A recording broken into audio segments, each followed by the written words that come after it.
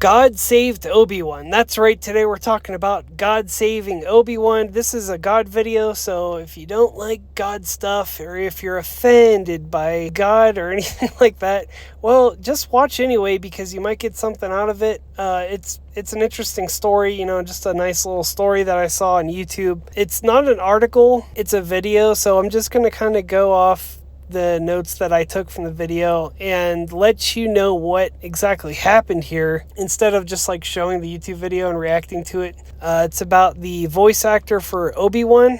His name is James Arnold Taylor from the Clone Wars. He told a nice story. I wanted to take a break from all the crap that's going on in Star Wars right now. All there is to talk about right now is like articles about the fans being this or that, or the fans being to blame for the Accolade being canceled, celebrities, saying, oh, this is my reaction to my show being canceled. I don't really care about that stuff. I'm going to wait till better news comes out. This is a nice story, and it relates to Star Wars. Kind of shows what happened to James Arnold Taylor after the Clone Wars ended. And also there's a little bit of news at the end too that kind of relates to the Clone Wars, which is kind of exciting. I kind of talk about whatever I want to on this channel. You're not supposed to talk about politics or religion, but like we already talk about politics all the time on this show, so might as well dive into this too. I'm just going to tell you the story, and I'll have this video linked down below as well if you want to check it out. Here's the story.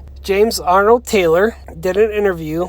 He was the voice of Obi-Wan from the Clone Wars. He said he was a high school dropout, and he came from a broken home, and his childhood dream was always to voice cartoons, which is, that's a nice dream. He got the role of Fred Flintstone and Leonardo the Ninja Turtle, and of course, all of our favorite Jedi, Obi-Wan Kenobi. For the Clone Wars TV show, at the height of his voice career, I guess they found black mold, all kinds of black mold in his house that he just bought, so his voice went out.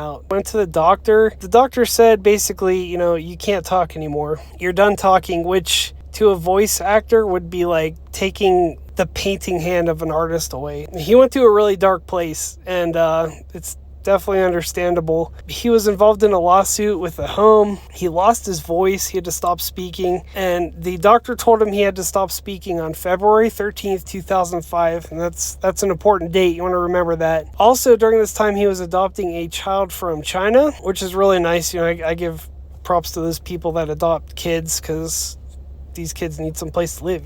They need loving parents. So James hit rock bottom with the lawsuit, no work, and all that stress. That would be a lot to stress about. Then he says in this interview that he was going over the paperwork for the adoption of his daughter, and her birthday was February 13th, 2005. It was the same day that he found out that he had this ailment, that he couldn't use his voice anymore. And he attributes that to God, kind of sending him a message and saying, even in the darkest times, good things happen. He said it was the worst day of his life and also the best day of his life, which is, it's really nice. I mean, come on. God showed him he's always listening and making us stronger. And he retrained his voice. He says now it's stronger than ever. So I want to see James come back as Obi-Wan Kenobi. I'm going to tell you this right now. There are some rumors that they're going to be bringing back the Clone Wars. I don't like to make videos on rumors, but that would be nice if they would bring back the Clone Wars and put him back in it. That would be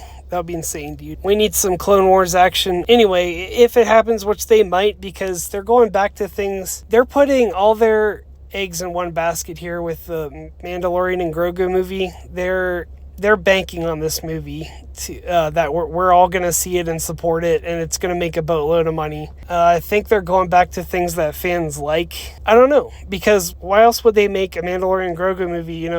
They could make the Rey movie first, but they're making this movie first, I think, because they need some money, man. And we're all going to go see that. I mean, at least I will. So all this inspired James to write a film called Hidden Blessings, about a painter who shows a documentary crew about like the prodigal son parable in the Bible, which is basically a lesson that, no matter how bad we mess up out there, God always takes us back and loves us, like his favorite child. So that's the parable in the Bible. And it was really nice to hear this good story in the cesspool of scum and villainy that is Hollywood, because all there is now about Star Wars is just negativity. It's all hate coming from everybody, the studios, the people that write these articles, the fans. It just seems like they're all hating on everybody's hating on Star Wars right now. I'm trying to love on Star Wars a little bit, okay? I'm trying to give some people a chance here to come back and make us some good stuff. I am playing Star Wars Outlaws. That review will be up very soon. I just want to put some more time in the game so that I have, an accurate review of that game. An accurate and honest review is what I want to give you. So I'm going to put some more time in that game, but I hope you enjoyed this story until then. James has a YouTube channel. He's got like 98,000 subscribers, so he's doing pretty good over there. He's still uploading videos.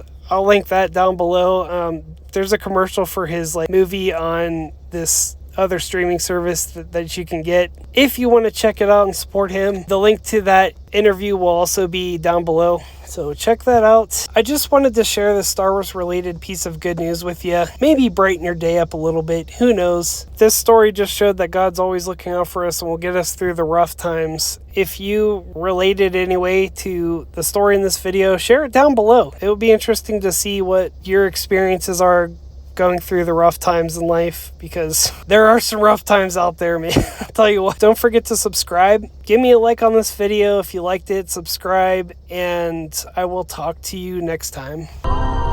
Do control your protege's insolence so I can concentrate. Anakin, what? Control your insolence.